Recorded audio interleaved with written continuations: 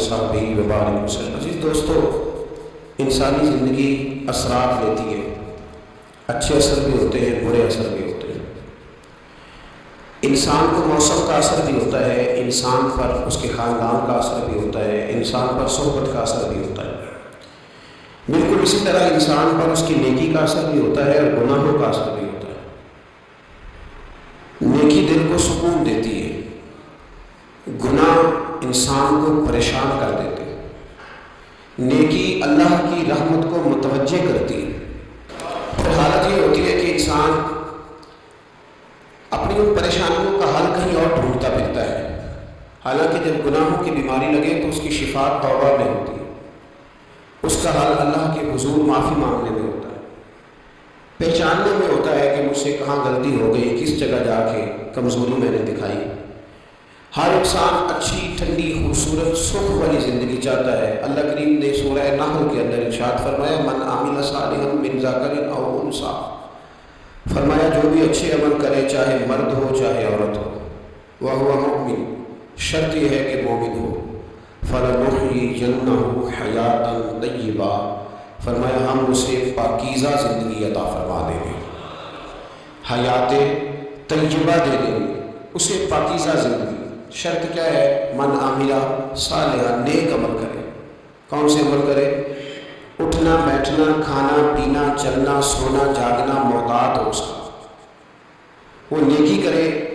قرآن پاک کے لفظوں کے حسن پر غور فرمائیے گا، فرمایا فَلَنُحْيِيَنَّهُ حَيَاةً طَيِّبَةً، ہم ضرور اسے پاکیزہ زندگی عطا فرما دیں، صاف ستھری زندگی، معیاری زندگی، خوبصورت شب و روز، آئیڈیل زندگی جس کو لوگ کہیں گے، وہ والی زندگی اسے دے۔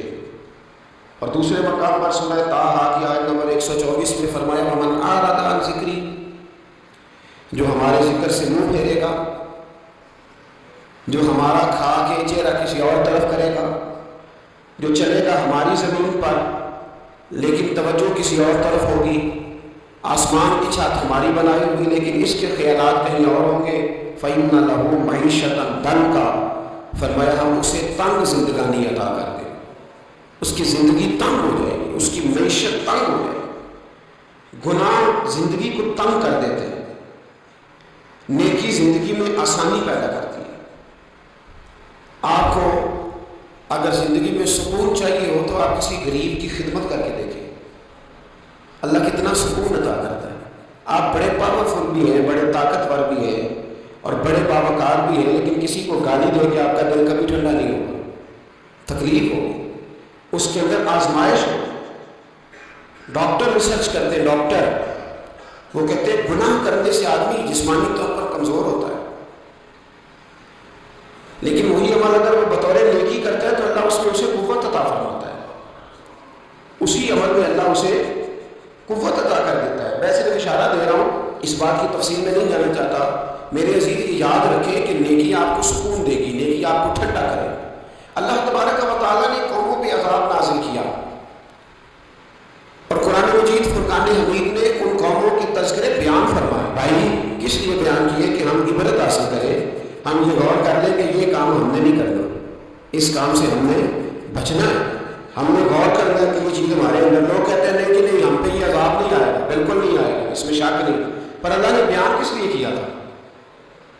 بیان کیا قرآن مجید معاذ اللہ کسی ایسی چیز کا بیان کرتا ہے جس کی ضرورت نہ ہو؟ قرآن پاک نے ایک ایک حرف ایسا بیان کیا جس کی مسلمان کو ضرورت تھی۔ قوم نوح کا ذکر فرمایا قرآن پاک نے، حضرت نوح علیہ السلام کی قوم کو حضرت نوح علیہ السلام نے 1500 سال سمجھایا، 15، کچھ لوگوں نے 950 سال لکھا ہے نا، اعلیٰ حضرت نے لکھا 1500 سال عمر ہوئی حضرت نوح علیہ السلام۔ اللہ تعالیٰ بندے کو جلدی سزا نہیں دیتا، بلکہ قرآن مجید میں ایک جگہ رب کریم اس طرح بھی فرماتا ہے کہ جب بندے مجھے بھول جاتے ہیں تو میں ان کے لیے نعمتوں کے دروازے کھول دیتا ہوں۔ بندہ سمجھتا ہے کہ میں کچھ تو ہے نا کہ میرے اندر، کہ میں جدھر جاتا ہوں خیر ہو جاتی ہے، وہ سمجھتا ہے کہ میری عقل ہے، حالانکہ اللہ اسے ڈھیل دیتا ہے، اللہ اسے ڈھیل دیتا ہے۔ گناہوں کی سزا کے 3 طریقے ہیں، ایک ہے متنبع کرنا، تنبیہ کرتا ہے اللہ، بندہ متنبع ہو جاتا ہے، یہ اللہ کا بہت بڑا احسان ہوتا ہے۔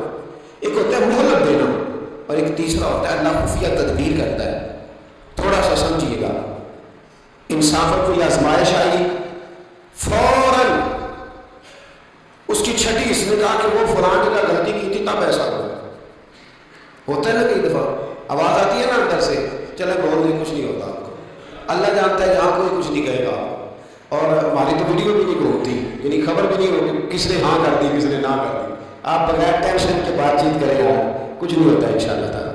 آتی ہے اندر سے آواز، میں آپ سے اس لیے ان چیزوں کی تصدیق کراتا ہوں کہ باقیوں کو بھی آتی ہے کہ نہیں، اس لیے تصدیق۔ کبھی کوئی کسی جگہ انسان پریشان ہوتا ہے تو محسوس کرتا ہے کہ وہاں مجھ سے ہوتا ہے نا جی، جس کو یہ نصیب ہو گیا بڑا خوش نصیب آدمی ہے۔ حضرت مولا علی فرماتے ہیں اگر تجھے دنیا میں سزا مل گئی تو بچ گیا ہے سمجھ، پھر اللہ کرم کرے گا آخرت میں سزا نہیں دے گا، اور یہ یاد رکھ لے گا، ما اصابکم من مصیبت فبما کسبت ایدیکم ویعفو عن کثیر۔ اللہ فرماتا ہے دنیا میں تجھے جو بھی تکلیف پہنچتی ہے وہ تیرے ہاتھوں کے کرتوتوں کی وجہ سے پہنچتی ہے، ویعفو عن کثیر، فرمایا کثیر گناہ کو میں ویسے ہی معاف کر دیتا ہوں، یہ جو تیری زندگی میں دکھ ہے نا یہ بھی میری قلیل سزائیں ہیں، یہ کثیر پر سزا، یہ قلیل ہے، قلیل یہ جو تمہاری زندگی میں تکلیف ہے۔ انسان کو سزا ملتی، حضرت فضیل بن عیاض رحمۃ اللہ تعالیٰ علیہ گھوڑے پہ بیٹھے تھے، گھوڑا شرارت کرنے لگ گیا،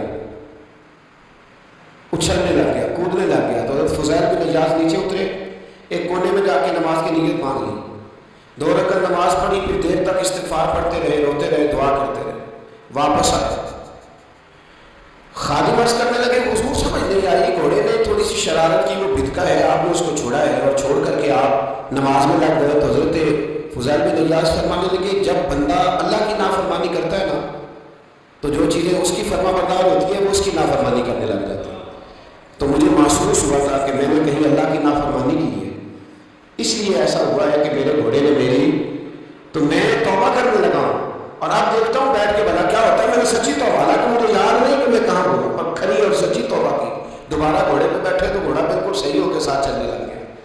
میرے بھائی جب یہ تنبیہ ہے اللہ کی طرف سے، یہ متنبہ کیا جاتا ہے کہ دوبارہ آگا بہت ساری جگہوں پہ انسان کو وقتی طور پر اگر سزا مل جائے، نبی پاک علیہ السلام کی خدمت میں ایک صحابی ہے، بات مضبوط کر دوں، واقعہ سنایا ہے نا تو کچھ لوگ سمجھتے ہیں کہ یہ واقعہ ہے، تو میں ایک حدیث پاک امام بہقی کی لکھی ہوئی عرض کرتا ہوں۔ نبی پاک علیہ السلام کے ایک صحابی آیا اور ان کا سر پھٹا ہوا تھا، خون بہ رہا تھا، سرکار نے فرمایا کیا ہوا؟ عرض کی حضور ایک عورت آ رہی تھی، میری نظر پڑی، ابھی نظر پڑی ہے کہ میرے آگے ستون آ گیا تو میرے سر پہ لگ گیا۔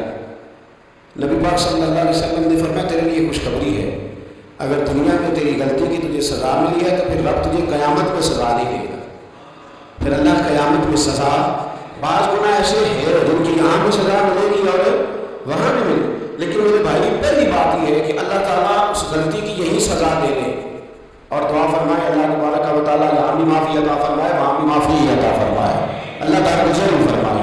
لیکن میرے بھائی ایک تو یہ سزا یہ ہوتی ہے کہ انسان جب گناہ کرنے لگتا ہے تو اللہ نعمتوں کے دروازے کھولتا ہے، مہلت دیتا ہے، 500 سال تک فرعون کو مہلت دی، کتنے؟ یہاں جو 5 سال حکومت کر لیتا ہے وہ کہتا ہے سب سے قابل میں ہی ہوں، مجھے مہلت تو ملی ہوئی، 500 سال مہلت دی اللہ تعالیٰ، اور فرعون کی قوم پر پتہ تھا آپ کس طرح کیا ہے، ٹڈیاں مسلط کر دی اللہ، یہ گھومتی نہیں چھوٹی سی، ہم اپنی زبان میں اس کو کچھ لوگ مختلف ناموں سے یاد کرتے ہیں، کوئی مکڑی کہتا ہے کوئی کچھ کہتا ہے، مسلط کر دی جاتی نے، ان پر بنی اسرائیل کے ان مقابل جو فرعون کی قوم تھی ان پر الزامات، اس طرح کا عذاب آیا کہ مینڈک مسلط کر دیا اللہ تعالیٰ، برتن کھولتے تھے اندر مینڈک نکلتا تھا، دنیا کی ہر دوائی استعمال کرتے تھے لیکن مینڈک نکل آتا تھا۔ تھوڑا سا سمجھا کرے چیزوں، ہمارے رنگ نہیں زیادہ دورے کہ ہم پر عذاب نہیں آتا، کوئی بہت زیادہ اللہ تعالیٰ معاف فرمائے دولت نہیں جمع کرا بیٹھے شاہی خزانے میں کہ ہم سے پوچھا نہیں جائے، پر یہ مہلت ہے، مہلت کو مہلت سمجھو، پھر جب پکڑ آتی ہے نا اللہ کریم کی، میں نے دیکھا ہے کروڑوں روپیہ 6 اولادیں، ایک شخص کے بچے باہر سے آ رہے تھے، بندہ بیمار تھا، مجھے کہنے لگا حضرت کی دعا کریں گے ہم کے آنے سے پہلے مر جاؤں ورنہ آ کے مجھے مار دیں گے، دعا کریں، اتنی بے سکونی، کروڑوں روپیہ پڑا ہے، کوئی عذاب نہیں، کوئی ضروری ہے کہ پتھر برسیں گے تو سمجھ آئے گی، یہ جو سگا بیٹا بوڑھے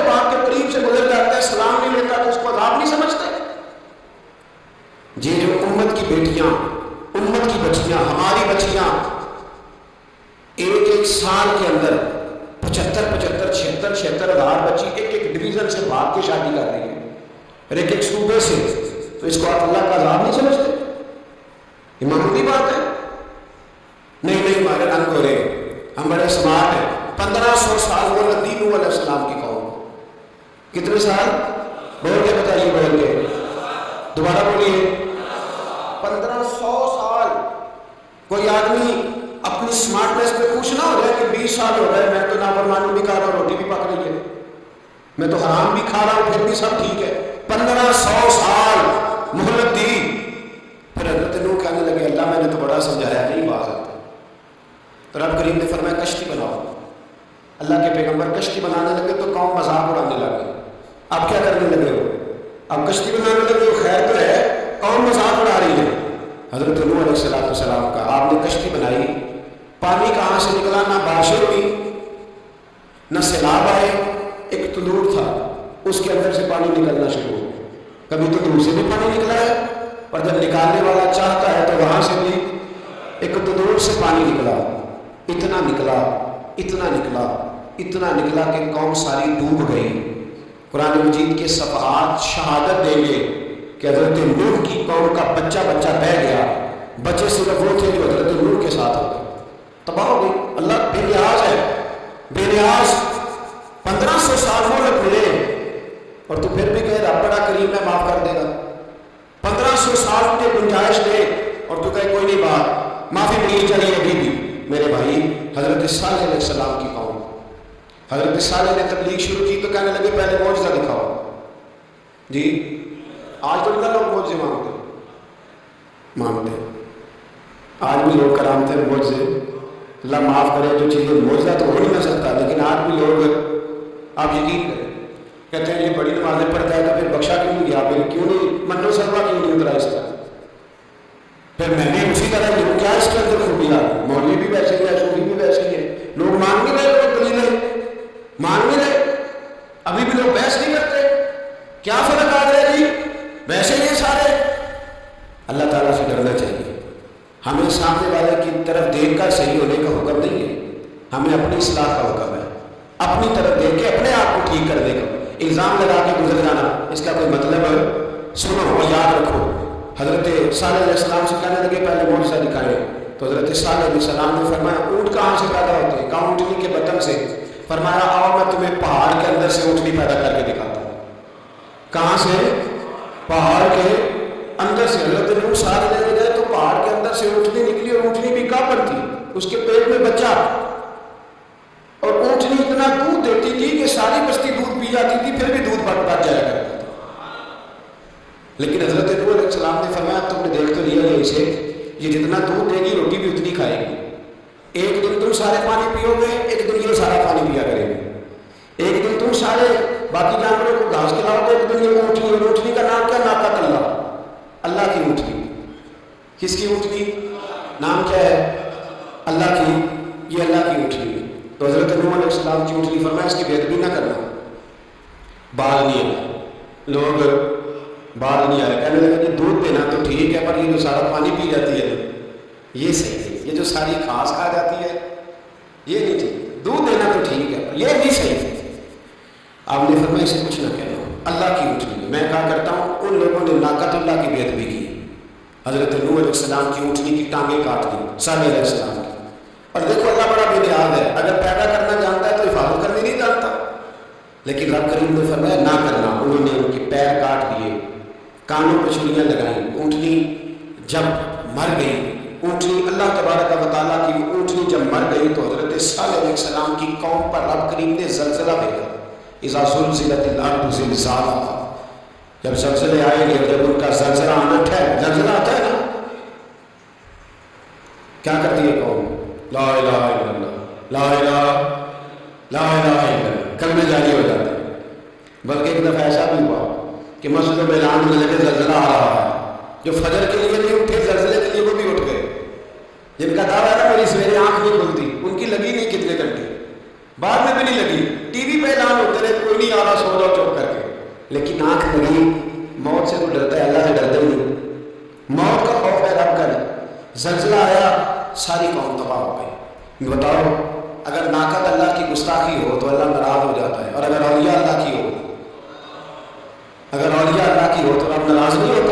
شرم نہیں آتی لوگوں کو داتا صاحب کی بے ادبی کرتے، شرم نہیں آتی لوگوں کو غوث اعظم کی گستاخی کرتے، حیا نہیں آتی جنہوں نے دین پھیلایا ان کی بے ادبی؟ میں درد سے کہتا ہوں، رو کے کہتا ہوں، اور اگر کلیجہ پھٹ سکے تو میں دکھاؤں زخم کتنے۔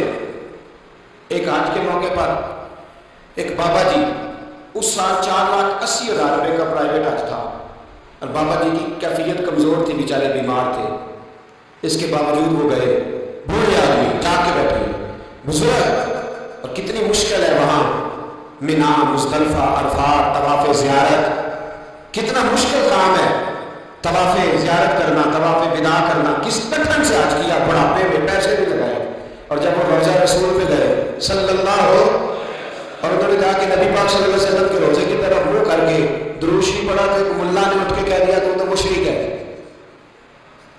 تو میری روح کانپی، میں نے کہا تجھے شرم نہیں آئی، حیا نہیں آئی؟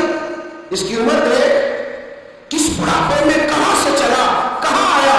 یہ مشرک ہوتا تو کسی مندر میں جاتا، یہ مشرک ہوتا تو کسی گرجے میں جاتا، یہ مشرک نہیں، یہ مومن ہے، اور یہ وہ والا مومن ہے جس کے سینے میں دل جب دھڑکتا ہے تو خالی دھڑکتا نہیں، ساتھ وہ محمد عربی پہ درود سلام بھی کرتا ہے۔ شرم نہیں آتی لوگوں کو؟ اتنی بڑی گستاخی کرتے، جو روزہ رسول پہ آیا مشرک ہے۔ میں نے ایک مولوی کو صاف صاف کہا تھا، میں نے کہا اگر میں مشرک کو نکالا، مشرک کا داخلہ تو یہاں ویسے منع ہے، شرم نہیں آتی؟ اپنی زبان کا ایک پاس کرو کچھ، اتنا ظلم، اتنی بڑی فرقہ واریت امت میں، اتنا امت کو تقسیم کرتے ہو، تمہیں شرم نہیں آتی؟ جہاں سے اتحاد کا پیغام دینا چاہیے وہاں سے تم لوگوں کو فرقے کا پیغام دیتے ہو، تم مخصوص فرقے کی تبلیغ کرتے ہو۔ خدا تو میں کہہ رہا ہوں، ناقت اللہ کی بے ادبی پہ عذاب آتا ہے، تو اولیاء اللہ کی بے ادبی پہ نہیں آتا۔ دادا صاحب ساری زندگی تبلیغ کرتے رہے، ایک آدمی نے اٹھ کے کہہ دیا جناب وہ تو شرک کا اڈا ہے، تو رب کریم ناراض نہیں ہوتا ان باتوں سے؟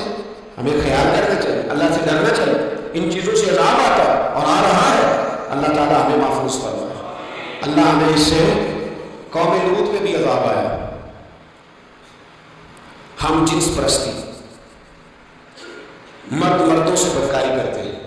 حضرت نوح نے سمجھایا کہ یہ کام درست فطرت کے خلاف ہے، یہ کام درست نہیں۔ جب انسان یہ کام کرتا ہے تو زمین اور آسمان کانپتے ہیں۔ اب میں کیسے کھول کے بتاؤں، میرے پاس اعداد و شمار ہے کہ پاکستان کے اندر اس کام کی کیفیت کیا ہے، اور کس طرح کر کے لوگ، میں تو رونا روتا رہتا ہوں داڑھی کا، لوگ کئی دفعہ کہتے ہیں حضرت صاحب پہلے بھی آئے تھے تو داڑھی کی بات، پھر بھی آئے تو داڑھی کی بات، تو میں رونا روتا ہوں۔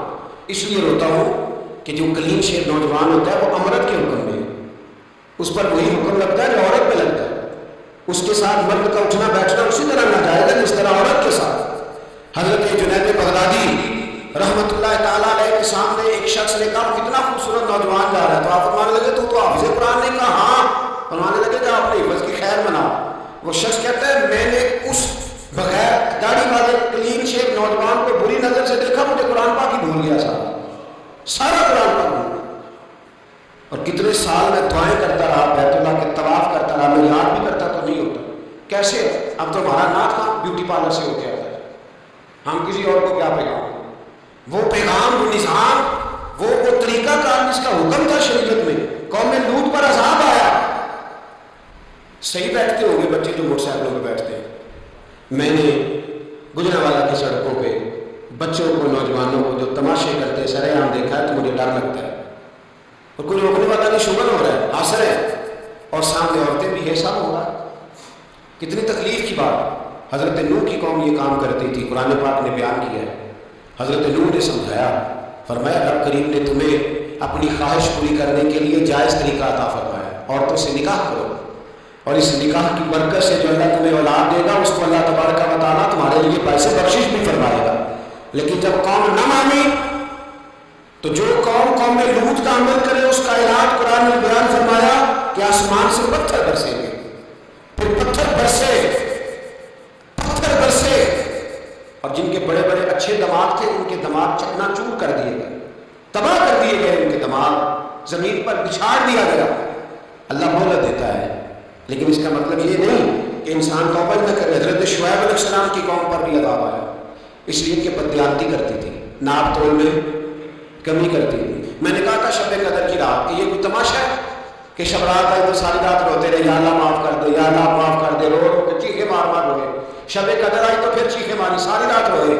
تو جس بندے کا پروگرام ہی نہیں سویرے بدلنے کا، دکان میں بیٹھ کے پھر وہی ناپ تول میں کمی، پھر وہ اللہ تعالیٰ معاف کرے. میں ایک مضمون پڑھ رہا تھا تو وہ فوڈ کے اسپیشل ڈاکٹر نے لکھا تھا مہربانی کرو ملاوٹ ہی اچھی چیز کی کر دو. مرچ میں کیری تو نہ ملاؤ اینٹوں کی، وہ تو بیمار کرتی ہے، وہ تو خون کی آنتوں کو روک دیتی ہے. وہ کہنے لگا اور وہ کہتا میں تمہیں بتاتا ہوں کون کون سی چیز ملائی جا سکتی ہے، وہ ملاؤ. خدا رہا اس قوم پہ رحم کرو، مہربانی.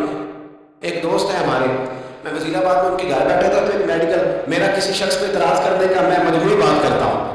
میں ایسے ڈاکٹروں کو جانتا ہوں جو اللہ تعالیٰ فضل کرے سچ مچ کے دے گے، اچھے لوگ. تو بچے کا میڈیکل سٹور ہے، تو والد بیمار ہو گیا، تو کہتا ہے ابا جی ڈاکٹر صاحب نے کہا آپ کو ڈرپ لگ دیا. تو سگے باپ کو ڈرپ لگانے لگا تو باپ کیا کہتا ہے، کہتا ہے پتر تیری مہربانی میرے کوئی اصلی لائی اور نہ لائی جی لوگوں نے لانے.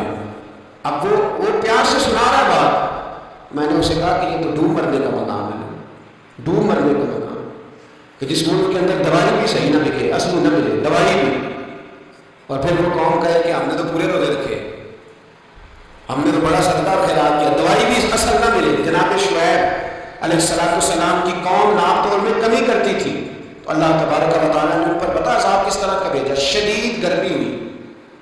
اللہ ہمیں محفوظ فرمائے، سارے آمین کہہ دیا. دیکھیں کتنا اچھا موسم کر دیا رب کریم. اللہ ہمیں محفوظ فرمائے، اللہ رحمت فرمائے. شدید گرمی کی لہر آئی، باہر اتنی گرمی ہوئی کہ لوگ اپنے گھروں میں گھس گئے. جس طرح سورج کی شعائیں گھروں کے اندر داخل ہو جاتی، اس طرح گرمی کی لہر اندر داخل ہوئی. اور جس طرح کسی کو آگ لگ جائے تو آدمی اچھلتا کودتا ہے نا، اس طرح یہ لوگ اچھلنے لگے اور اچھل کود کے مر گئے. جرم کیا تھا؟ ناپ تول میں کمی کرتے. حضرت داؤد کی قوم بھی تباہ ہوئی. جرم کیا تھا؟ ہفتے والے دن مچھلیاں نہیں پکڑنی تو یہ پکڑتے تھے. حکم ہے نا مسلمان کو نماز کے ٹائم کوئی اور کام نہیں کرنا، نماز پڑھنی ہے. میرا خیال ہے مسلمان تو فٹافٹ آ جاتے ہیں، سارے پہنچ جاتے ہیں نا مسجدوں میں. ہلکا ہلکا بول رہے ہیں، کیوں نہیں پہنچتے؟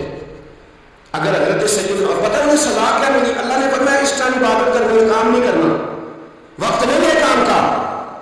انہوں نے مچھلیاں پکڑی، 12,000 لوگ تھے. پتہ مالک نے سزا کیا دی؟ بندر بنا دیا اللہ کے لیے. قرآن مجید کا پہلا سپارہ پڑھے، فَجَعَلْنَاهَا نَكَالًا لِمَا بَيْنَ يَدَيْهَا وَمَا خَلْفَهَا. اللہ فرماتے پچھلوں کے لیے بھی عبرت بنا دیا، بعد والوں کے لیے بھی عبرت، نشان عبرت بنا.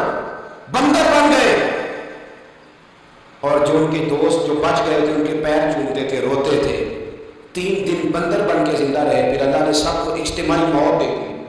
تو اگر مسلمان سے اللہ کہے کہ نماز کے ٹائم کاروبار نہیں، جمعے کے ٹائم کاروبار ہے، تو مسلمان کہتے ہیں نہیں مجھے مہلت ملی ہوئی ہے.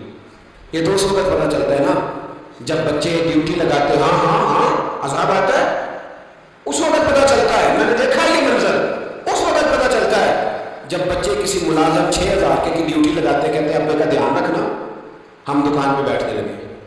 پھر اسے سمجھ آتی ہے اگر میں نماز کے ٹائم مسجد میں ہوتا تو آج میری اولاد میری خدمت میں ہوتی. میں نماز کے ٹائم مسجد میں گرا تو بچوں نے 6,000 کا ملازم اٹھایا ہے. ابا جی کا خیال رکھ، ایک نرس بلائی ہے، تو خیال رکھ. کدھر ہوتے ہیں مسلمان نماز کے ٹائم؟ ایک عیسائی نے اعتراض کیا ہے، سنے. وہ کہتا ہے مجھے لگتا ہے مسلمانوں کے 3 خدا ہے. مسلمان اڑ گیا، کہنے لگا نہیں ہمارا تو ایک ہے. کہا نہیں 3 ہے. معاذ اللہ استغفر اللہ، ہمارا ایک ہے. کہنے لگا نہیں میں ثابت کرتا ہوں. ایک تمہارا خدا 5 نمازوں کا ہے، ایک رمضان کا ہے، ایک عید کا ہے. لگتا ہے معاذ اللہ عید والا زیادہ تگڑا ہے، تم زیادہ آتے ہو. رمضان والا لگتا ہے اس سے کچھ کمزور ہے، تم تھوڑے آتے ہو. اور 5 نمازوں والا شاید سب سے کمزور ہے. بات عقل کی ہے کہ نہیں؟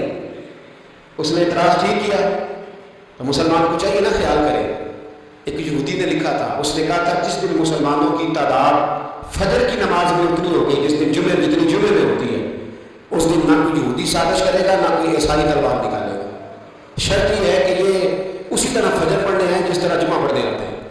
تو پھر کوئی شخص بھی ان کو کسی جگہ شکست دے سکتا تو اپنے ہمارے گناہ ہمیں پریشان کر دیں. یہ جتنی آزمائشیں ان کے پس منظر میں گناہ، ہماری زندگی کے اندر جتنی تکلیفیں، ہماری پریشانیوں کا سبب ہم خود ہیں. بہت ساری جگہوں پہ ہم غلطی کرتے ہیں، اس کی ہمیں سزا ملتی. غلطی کی سزا. ایک نوجوان نے مجھے بڑی گہری بات سنائی، میرا قریبی تعلق تھا. کہنے لگا گھر میں بڑا مسئلہ ہے، بڑی پریشانی ہے.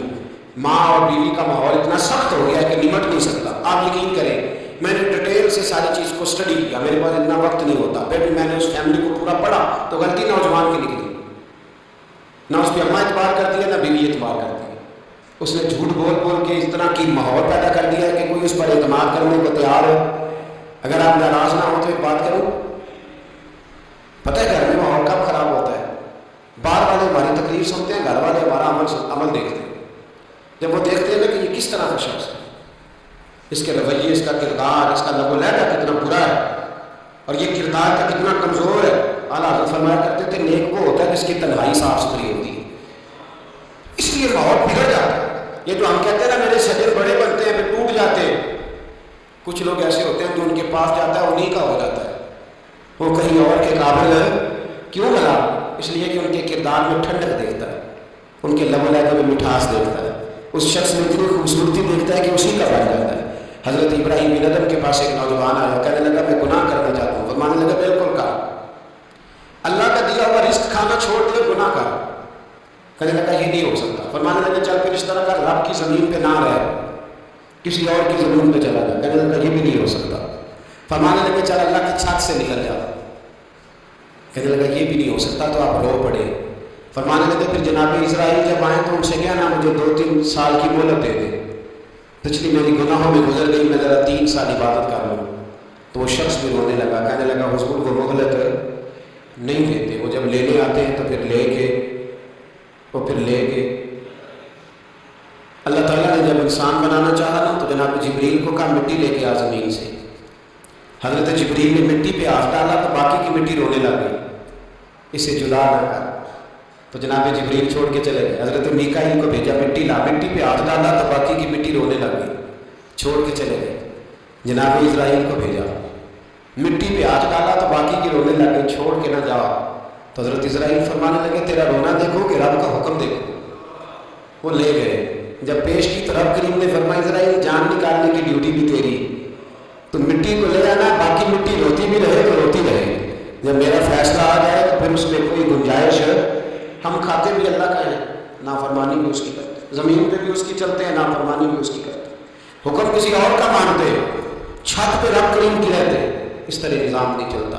میرے بھائی یاد رکھ لو, گناہوں کی سزا ملے گی, زندگی تنگ ہو جائے, یہاں بھی آزمائش ہوگی اور وہاں بھی. میں نے درس میں کہا تھا, پھر بات کہتا ہوں, یہ میں اپنے لیے کہہ رہا ہوں, تو جو ہے میری بات پر دعا فرمایا کرے کہ جو کچھ ہم نظر آتے ہیں اللہ ہمیں ویسا بننے کی توفیق بھی عطا فرمائے. اللہ ویسا بننے کی یہ مشکل معاملہ ہے, مشکل. لیکن ایک آدمی سیاستدان ہے, اس نے بڑے اچھے نعرے لگائے, انقلاب آ جائے گا, میں غریب کا بھلا کر دوں گا, میں یتیموں کے سر پہ ہاتھ رکھوں گا, میں مجبوروں کی مدد کروں گا, میں دکھیوں کی مدد کروں گا, مزدوروں کو. اس نے اچھے اچھے نعرے سکھائے, اچھا اس نے پیغام دیا. اندر اس کے یہ تھا کہ اقتدار ملے گا تو مرضی کروں گا. لوگ اس کے گرد بھی گئے, اس کی گاڑی کے پیچھے بھی بھاگے, لوگوں نے اس کے نعرے بھی لگوائے, جیب سے پیسے لگا کے اس کے پوسٹر بھی شائع کیے. لوگ اس کے گرویدہ ہو گئے. لوگوں نے پوری, اور میری قوم نے تو بیچاری نے کئی دفعہ دھوکے کھائے. جس نے نعرہ لگایا غریب اسی کے پیچھے مسیحا بن کے چل پڑا. آج دھوکہ دے لیا, لوگوں کو پیچھے لگا لیا. یہ بتاؤ اگر راز کھل جائے, اگر راز کھل جائے کہ یہ دھوکہ دے رہا ہے, یہ فریب کر رہا ہے, تو لوگ اس کا کیا حال کریں گے؟ یہ راز قیامت میں کھل جائے گا. قیامت میں یہ راز یہ کھل جائے گا, یہ دھوکے باز تھا. اذا زلزلت الارض زلزالہا, جب زلزلہ آئے گا جیسے اس کا آنا ٹھہرا. اخرجت الارض اثقالہا, زمین اپنے بوجھ باہر نکال دے. اس سے مراد کیا ہے کہ زمین میں جو جرم ہوئے زمین بتا دے گی, باہر نکل آئے. وقال الانسان ما لہا, انسان کہتا ہے اسے کیا ہو گیا, سب کچھ بتا رہے, بوجھ باہر نکال دے گی. ایک آدمی پیر طریقت بن کے بیٹھ گیا, جبہ کبا پہن کے, بڑی پگڑی باندھ کے بیٹھ گیا, اچھی نیک باتیں بتانے لگا. لوگ اس کی دست بوسی کرنے لگے, ہاتھ چومنے لگے, پیچھے لگ گئے, خدمت کرنے لگے, جیب سے نذرانہ دینے لگے. اس کے نام پر لوگ اپنی جیب سے لنگر پکانے لگے, خانقاہ کی خدمت ہونے لگی. مہمان اس کے آتے, نوکری کوئی اور کرتا. میں نے کہا تھا شاید اپنے لیے کہہ رہا ہوں. ڈیوٹیاں لوگ کرنے لگے, حالات بدلنے لگے, لیکن اس کے اندر تو چور تھا, وہ تو دکاندار تھا. تو یہاں جو اس کے پیچھے لگے تھے وہ تو سچے تھے, انہیں تو اجر ملے گا, لیکن اس کا جب راز کھلے گا تو بڑی رسوائی ہوگی. اس کا جب راز کھلے گا تو بڑی ایک میری طرح کا دیندار تھا جو چہرے تک نیک تھا، اندر پتہ نہیں کیا کچھ تھا. ایک طوائف گزر رہی تھی، اس نے اس کو تبلیغ کر دی. کہنے لگا بس کر دے، سیانی بن جا. تو کسی دانشور نے لکھا ہے اس نے بڑا سخت جواب دیا اس عورت نے. کہنے لگی بابا میں تو جو ہوں وہ نظر بھی آ رہی ہوں، تو بتا جو تو نظر آتا ہے وہ تو ہے کہ نہیں. اس بندے نے چیخ ماری اور بے ہوش ہو کے گر پڑا. تو لوگوں نے کہا بابا آج کسی صوفی کا کلام سنا ہے جو بے ہوش ہو گیا؟ تو اس نے کہا نہیں، آج طوائف کی بات سنی ہے، طوائف کی. اور وہ عجیب بات کر گئی ہے. وہ کہہ گئی ہے میں تو جو ہوں میں نظر آ رہی ہوں، تو بھی تو بتا، تو بتا کہ تو دستار امامت پہنتا ہے.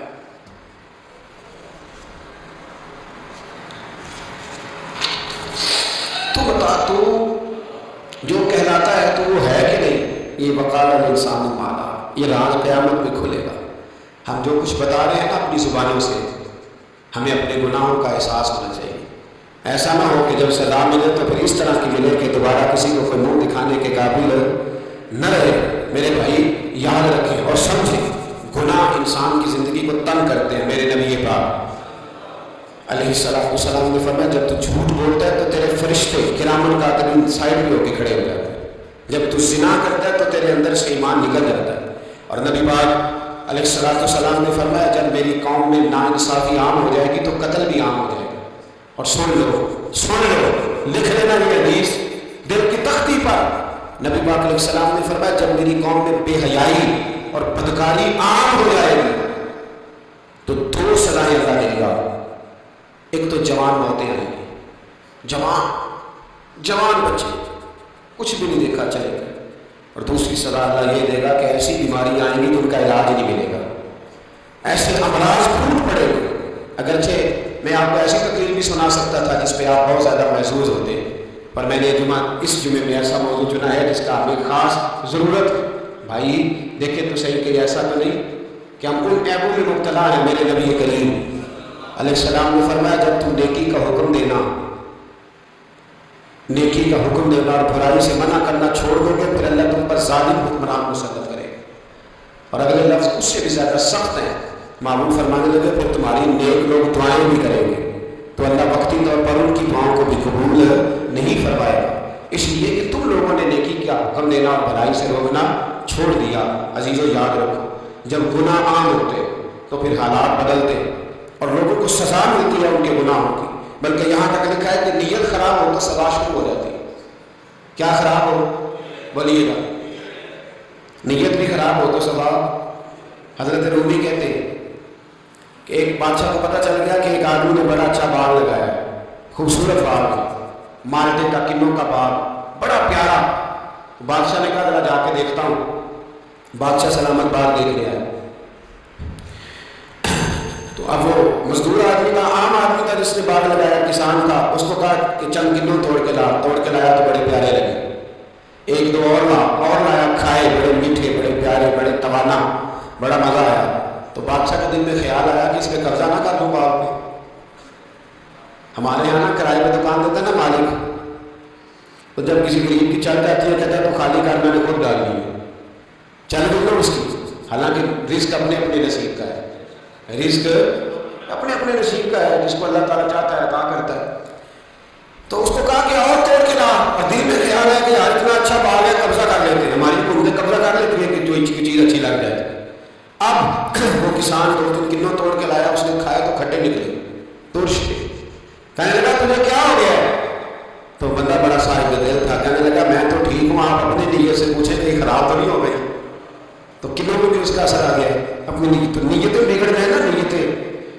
اب ایک بات کہنے لگا ہوں، غور سے سننا. جب تک دو بھائی اکٹھے کاروبار کرتے ہیں نیت ہوتی ہے کہ ہمارا گھر چلے گا، تب تک اللہ برکت دیتا ہے. اور جب اپنی اپنی جیبیں سمیٹنے لگ جاتے ہیں نا کہ یہ میرا 5,000 ہے آج میں نے آتا ہوں بڑائی کرنی، یہ میرا 10,000 ہے آج میں نے زیادہ. جب وہ ٹٹولنے لگتے ہیں پھر اس دکان سے بھی برکت اٹھ جاتی ہے، پھر وہاں سے بھی برکت چلی جاتی ہے. فَإِنَّ لَهُ مَعِيشَةً ضَنْكَ. فرمایا جب تو میرے منہ پھیر لگتا ہے پھر تیری زندگی اللہ تنگ کر دے، پھر وہاں سے بھی برکت، خوبصورتی، اثر اٹھ جاتا ہے. ایک سنار نے گلی میں ایک یتیم چھوٹے سے بچے کو گھومتے دیکھا تو سنار بے اولاد تھا، بچے کو اٹھا کے گھر لے آیا. 18 سال اس بچے کی پرورش کی، اس کو پالا پوسا، جوان کیا. سنار کے پاس وہ دکان پہ چلا جاتا، وہ کئی دفعہ دکان پہ رہتا، کئی دفعہ گھر میں رہتا. ایک دفعہ وہ دکان پہ تھا، بچہ گھر تھا، 18 سال کا جوان. اس کی بیوی اکیلی تھی. وہ جس نے ماں باپ کی پالا تھا اس نے اسی پہ حملہ کر دیا، اس کا بازو بری نیت سے تھاما. بیوی چیخی. تھوڑی دیر گزری تو وہ نوجوان پیروں میں بیٹھ گیا، کہنے لگا ماں پتہ نہیں مجھے کیا ہوا. شام کو سنار آیا، بیوی چیخنے لگی، چلانے لگی، کہنے لگی آج عجیب بات ہوئی، جس کو میں نے جگر کا خون دے دے کے پالا اسی نے گندی نظر ڈالی. سنار میں حیرت ہے. بیوی کا خیال تھا کہ لاٹھ اٹھائے گا، ڈنڈا اٹھائے گا، نوجوان کو مارے گا، لیکن وہ رونے لگ گیا. اس نے کہا آج اس نے میرا بابو تھا، میں جانے کیا کیا. پریشان ہونے لگ گیا، سجدے میں گر گئے. کہا تو بتاتا کیوں نہیں؟ تو وہ سنار کہنے لگا اس کی غلطی نہیں. 18 سال کے بعد آج مجھ پر بھی شیطان سوار ہوا تھا.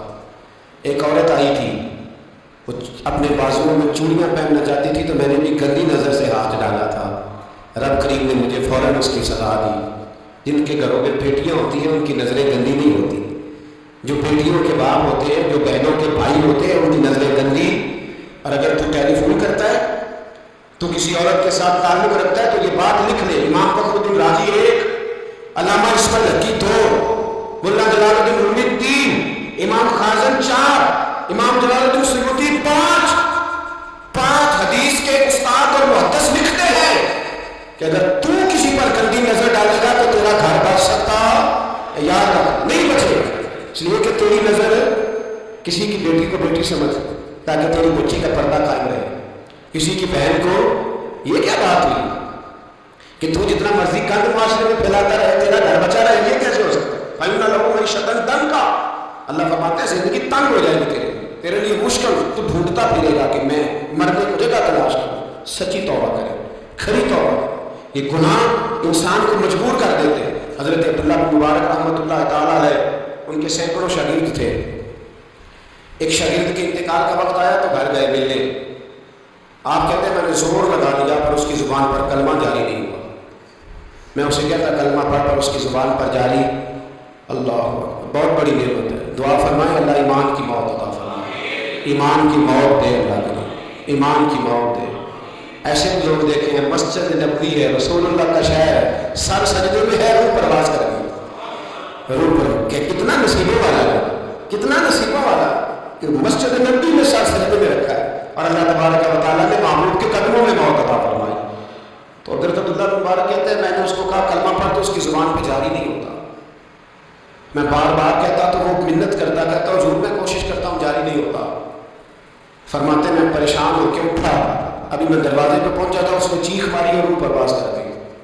بچے رونے لگے، بیوی رونے لگی. تو میں نے اس کی بیوی سے کہا کہ یہ جرم کیا کرتا تھا، اتنا بڑا پاپی پہ کلمہ جاری نہیں ہوا. اس کی زوجہ کہنے لگی حضرت جی 2 گناہ تھے اس کے.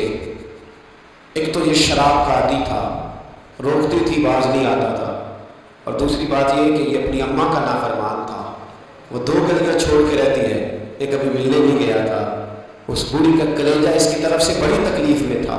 تو حضرت عبداللہ بن مبارک کہنے لگے جا تو بھی دعا کر، اس کی ماں کو بھی کہہ دعا کرے کہ یہاں تو یہ کلمہ نہیں اسے نصیب ہوا، اللہ کرے اللہ آخرت کی منزلیں اس کی بہتر فرما دے. میرے بھائی ایسے گناہ حضرت مالک بن دینار نے توبہ کی. کس طرح؟ فرماتے میں نشے کا عادی تھا. کسی نے مجھے کہا کہ بطور دوائی شراب پی لو تو میں نے پی لی. نشے کا عادی تھا، شراب پیتا تھا. اللہ تعالیٰ نے بڑی منتوں اور کوششوں کے بعد، منتوں کے بعد ایک بیٹی عطا فرمائی. وہ بھی 2.5-3 سال کی ہوئی تو پردہ کر گئی. کہتے میں اس کی قبر پہ بیٹھ کے گھنٹوں روتا. شراب کا عادی. ایک دن سویا تو خواب دیکھتا ہوں کہ میرے پیچھے ایک بڑا سانپ لگ گیا، اور سانپ جب منہ کھولتا ہے تو انگارہ نکلتا ہے. میں پھر دعا کرتا ہوں اللہ ہمیں معاف فرمائے، اللہ ہم سے درگزر. میں کچھ قبرستانوں میں جاتا ہوں تو میں وہاں میں سانپ بچھو پھرتے ہوئے دیکھتا ہوں، اور ڈر آتا ہے کہ ہم یہاں آنے والے ہیں. یہ لوگ کہہ رہے ہیں کہ تمہاری تیاری ہے، کسی وقت بھی اعلان ہو جائے کہ چلو بھائی چلو فلاں صاحب کا جنازہ ہے، اٹھو. لوگ کہتے ہیں جلدی کرو، اور ایک کونے میں ایک شخص یہ بھی کہتا ہے کہ دیگ بھی رکھ لو مہمان بڑے جمع ہو گئے، اور ایک کونے میں لوگ یہ بھی کہتے ہیں کہ برف ٹھنڈی لے آؤ، لوگوں نے پانی بھی پینا۔ پہلے اعلان ہوتا ہے کہ فلاں فوت ہو گیا، پھر اعلان ہوتا ہے جنازے کا ٹائم ہو گیا، پھر اعلان ہوتا ہے جنازہ اٹھایا جائے گا، اور پھر بات ختم ہو جاتی ہے۔ پھر کل من علیہ فان، پھر کوئی نہیں پوچھنے آتا، ختم ہو گئے، قصہ ہی ختم ہو گئے، ان لوگوں کی کہانی مٹ گئی، ختم ہو گئے، بڑے بڑے قد کلا، کوئی پوچھنے والا نہیں۔ موت کا راج ہے، راج ہے موت کا راج، موت راج کرتی ہے بس، اور کسی کا راج نہیں، وہ راج کرتی ہے، جدھر جاتی ہے اسی کا راج ہے، راج کر رہی ہے۔ تو حضرت مالک بن دینار کہتے ہیں قبرستان میں میں نے دیکھا، میں خواب دیکھتا ہوں، بڑا اژدہا اس کے منہ کے اندر آگ میرا پیچھا کر رہا ہے، کہتے میں خواب دیکھ رہا ہوں، میں دوڑا، لیکن وہ اژدہا جب میں دوڑا تو میرے آگے آ کے کھڑا ہو گیا، میں مشرق کو دوڑا تو وہاں بھی آ گیا، مغرب کو دوڑا تو وہاں بھی آ گیا۔ جناب مالک بن دینار کہتے ہیں بوڑھا شخص کمزور مجھے بچانے آیا، پر اس اژدہا نے پھونک ماری تو وہ بوڑھا آدمی دور جا گیا۔ کہتے میں چیختا تھا، چلاتا تھا، ایک پہاڑی پہ میں بھاگا گیا تو وہاں مجھے میری بیٹی ملی، مجھے فوت ہو گئی۔ وہ اس اژدہے کے آگے اس نے یوں ہاتھ کیا تو اژدہا پیچھے بھاگ گیا۔ میں نے بیٹی کو گود میں اٹھایا، میں نے کہا بیٹی یہ کون تھا؟ کہنے لگی ابا یہ تیرا برا عمل تھا، یہ تیرا برا عمل تھا، کہ تجھے کھا جاتا اگر میں نہ ہوتی۔ تو کہا یہ بوڑھا جو مجھے بچانے آیا یہ کون تھا؟ کہا یہ تیرا اچھا عمل تھا پر کمزور بڑا تھا، تھوڑا تھا، یہ تیرے برے عمل کا مقابلہ کرنے کی ہمت نہیں رکھتا تھا۔ حضرت مالک بن دینار کہتے ہیں میری بیٹی نے خواب میں میری داڑھی پکڑ لی اور کہنے لگی ابا میں چاہتی ہوں تو صحیح ہو جا، ایسا نہ ہو کہ پھر تیرے پیچھے یہ اژدہا لگ جائے۔ حضرت مالک بن دینار کہتے ہیں جب میں سو کے اٹھا تو میری داڑھی آنسوؤں سے بھری ہوئی، پھر اس کے بعد میں نے توبہ کی، اس طرح کی توبہ کی کہ پھر میں نے کوشش کی کہ دوبارہ میں اپنے رب کی نافرمانی نہ کروں۔ حضرت عبداللہ ابن عباس فرماتے تھے جو دنیا میں ہنس ہنس کے گناہ کرتے ہیں نا، ہنس ہنس کے جھوٹ ہنس ہنس کے بولتے ہیں، ہنس ہنس کے لوگوں کی غیبت کرتے ہیں، فرمایا جو تمہیں ہنس ہنس کے گناہ کرتے نظر آتے ہیں ان کا رونا قیامت میں دیکھا نہیں جائے، ان کے آنسو قیامت میں دیکھے نہیں گے۔ جو ہنس ہنس کے گناہ کرتے ہیں یہ روئیں گے، فَلْيَضْحَكُوا قَلِيلًا وَلْيَبْكُوا كَثِيرًا، رب فرماتا ہے زیادہ رویا کرو کم ہنسا کرو۔ نبی پاک علیہ السلام روتے تو صحابہ کہتے حضور آپ اتنا کیوں روتے ہیں؟ تو محبوب فرماتے کہ میں جانتا ہوں وہ تم نہیں جانتے۔ بھائیو قبروں میں اکیلے جانا ہے، کبھی غور کرنا، اکیلے کوئی بندہ ساتھ حساب دینے نہیں جائے۔ اماں بڑا پیار کرتی ہے لیکن قبر میں کبھی کوئی ماں بھی ساتھ دفن نہیں ہوتی، اپنا اپنا حساب دینا مشکل وقت ہے، حساب کر لینا چاہیے، تیاری کر کے رکھنی چاہیے۔ گناہ اگر یہاں ہماری زندگی کو تنگ کریں گے تو وہاں بھی ہمارے لیے مشکلات پیدا کریں۔ نبی کریم علیہ السلام نے فرمایا ہے کہ اللہ بڑا مہربان ہے، اللہ بڑا کریم ہے، اللہ بڑا ستار ہے، اور یاد رکھو جب کوئی اس کی ریٹ کو چیلنج کرے، جب کوئی اس کے قانون کو توڑے، جب کوئی اللہ کی اعلانیہ نافرمانی کرے، پھر رب کریم کی غیرت کو، اس کے عدل کو جوش آتا ہے، توبہ کرے سچی، مسجد کی حاضری دے پابندی کے ساتھ۔ میری آپ سے ہمیشہ یہ گزارش رہتی ہے کہ مسجد کی حاضری پابندی سے دے۔ میں اپیل کرتا ہوں داڑھی رکھ لیں، یہ میرے نبی کا طریقہ ہے صلی اللہ تعالیٰ علیہ۔ واپس آ جائیں، ہماری بقا نہ ہمارے دین میں، کوئی نہیں ہمیں رکھے گا، کوئی نہیں رکھے گا، کوئی نہیں رکھے گا۔ میرا ایک دوست رات بتا رہا تھا کہ سعودی عرب میں ایک شخص نے 30 سال محنت کی، تو جب وہ مرا ہے وہیں اس کے گھر میں فون کیا تو اس کے گھر والوں نے کہا جناب آپ کو مشکل ہوگی ڈیڈ باڈی بھیجنے میں، وہیں دفن کر دیں، ہاں اگر اس کا کوئی پیسہ ہے تو وہ ذرا اکاؤنٹ میں بھیج دیں، بچیوں کو ضرورت ہے۔ اور بھائی تو اکیلا جائے گا، تیرے لیے مشکل ہوگی۔ اپنے بھی ساتھ یقین کریں، بچے دعائیں کرانے آتے ہیں، کہتے ہیں حضرت جی دعا کریں اللہ اماں کی سختی معاف کر دے۔ اس کا مطلب کیا ہے کہ اماں اب جائے، اب ہمارا نمبر آئے، بچے تو انتظار کر رہے ہیں کہ ابا جائے اور گدی پہ ہمارا نمبر آئے، تیاری ہے۔ اکیلے جانا ہے، اکیلے سخت سا مرحلہ ہے، اکیلے سارا کچھ فیس کریں۔ آج توبہ کریں، وہاں کے کیڑے یہاں رہ کے ماریں، اپنے ساتھ ظلم نہ کریں۔ ہم اس قابل نہیں کہ وہاں جا کے مقابلہ کر سکیں، بچیں، اپنے آپ کو محفوظ کریں، بچائیں، حساب اپنا اپنا دینا۔ کسی باپ نے اگر اپنے بچوں کو حرام کھلایا تو بچے تو نہیں کہہ رہے تھے نا کہ حرام لے کے آ، تو باپ نے حساب دینا، والد۔ لہٰذا مہربانی فرمائیں، اپنے اوپر رحم کھائیں، اپنے آپ کو سنوارے. آج جمعۃ الوداع ہے, توبہ کرے, اللہ کے نیک بندوں کی صحبت میں بیٹھا کرے, اچھی باتیں سنا کرے تاکہ دل نرم رہے. ان جگہوں سے بچے جو گناہ کی طرف لے کے جاتے, ظلم سے, زیادتی سے, جبر سے بچے. اپنے آپ کو اپنے رب کریم کی بارگاہ میں جھکا دے. ہمارا کہیں اور گزارا نہیں, کوئی نہیں ہمیں پوچھے. اقبال رو پڑے آخری عمر میں, رو پڑے اور اللہ کی بارگاہ میں عرض کرنے لگے, نہ جہاں میں کہیں بھی امام ملی, جو امام ملی تو کہاں ملی, میرے جرم خانہ خراب تیرے عفو بندہ نواز میں. جب پناہ صرف اللہ رسول کی بارگاہ میں, باقی کوئی پناہ دینے کو تیار نہیں ہے. دعا کرتا ہوں اللہ کی بارگاہ میں اللہ ہمیں سچی توبہ کی توفیق عطا فرمائے. آخر دعوانا